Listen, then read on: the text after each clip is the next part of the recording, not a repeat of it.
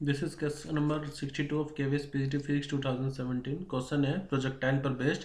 A projectile is launch eight t equal to 0 with a velocity of 10 root 3 I cap plus 10 j cap with unit vector j cap pointing vertically upward.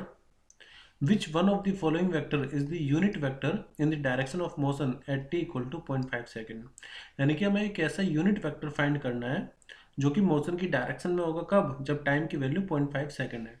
तो कुछ projectile motion के मैं आपको पहले basic बता देता हूँ. मान लीजिए कि हम किसी ऑब्जेक्ट को प्रोजेक्टाइल करते हैं कुछ एंगल थीटा बनाते हुए. लेट एंगल थीटा है.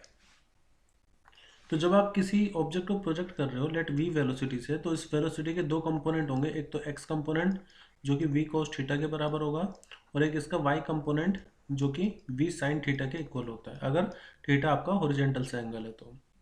अब ये जो वेलोसिटी होती है x कंपोनेंट वाली वेलोसिटी, ध्यान रखना ये हमेशा कांस्टेंट होगी, क्योंकि x डायरेक्शन में कोई भी फोर्स, एक्सटर्नल फोर्स काम नहीं कर रही होती, तो जिसकी वजह से x डायरेक्शन में कोई भी एक्सीलरेशन नहीं होता है. ठीक है. अब एक्सीलरेशन जीरो होगा तो वेलोसिटी कांस्टेंट रहेगी. लेकिन वर्टिकल डायरेक्शन में आप देखो हमेशा उस ऑब्जेक्ट पर ग्रेविटी एक्ट कर रही होती है. ग्रेविटी एक तरह से यानी कि उसका जो एक्सेलरेशन होता है वो जी के बराबर होता है. अब जब उसमें एक्सेलरेशन है तो उसकी जो वेलोसिटी है वो भी वेरी करेगी.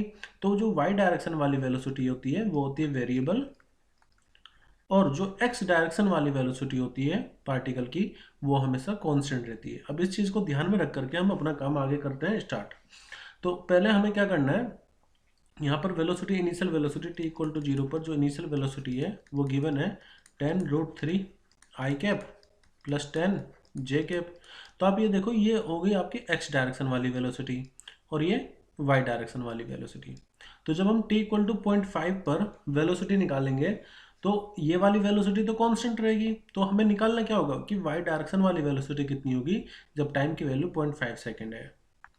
तो अब हम निकालेंगे कि t इक्वल टू 0.5 सेकेंड पर पार्टिकल की वेलोसिटी कितनी हो जाएगी. तो मैंने आपको बताया कि x कंपोनेंट तो सेम रहेगा, तो वो तो 10 रूट 3 ही होगा कितना भी टाइम हो जाए. लेकिन जो y कंपोनेंट है उसको हम निकालेंगे इस तरह से. आपको पता है equation v equal to u plus a t होता है. हमें t इक्वल टू 0.5 सेकेंड पर वेलोसिटी निकालना है. तो हम लेंगे initial velocity in y direction minus, minus क्यों, क्योंकि 0.5 पर अगर आप देखोगे तो वो अभी पूरा मैक्सिमम हाइट पर भी नहीं गया है, इधर ही है. तो g की वैल्यू नेगेटिव लेंगे यहाँ पर. So it will B g की वैल्यू हो जाएगी 10 इंटू टाइम की वैल्यू 0.5.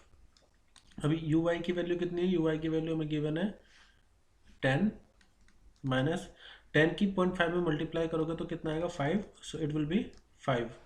यानी कि किसी t इक्वल टू 0.5 सेकेंड पर जो वेलोसिटी आएगी वो आएगी 10 रूट 3 आई कैप फिर प्लस 5 जे कैप. तो ये वेलोसिटी आ जाएगी. अब इसी का हम यूनिट वेक्टर निकालें. देखो किसी भी यूनिट वेक्टर का अगर आपको कोई भी वेक्टर गिवन है उसका यूनिट वेक्टर निकालना है तो उसका फॉर्मूला होता है A cap equal to vector divide by its magnitude. तो इसका हमें मैग्नीट्यूड निकालना होगा. पहले एक काम करते हैं, ये वेलोसिटी वेक्टर है तो इसको ऐसे हम लिख सकते हैं ना, इसमें से कॉमन ले लीजिए 5.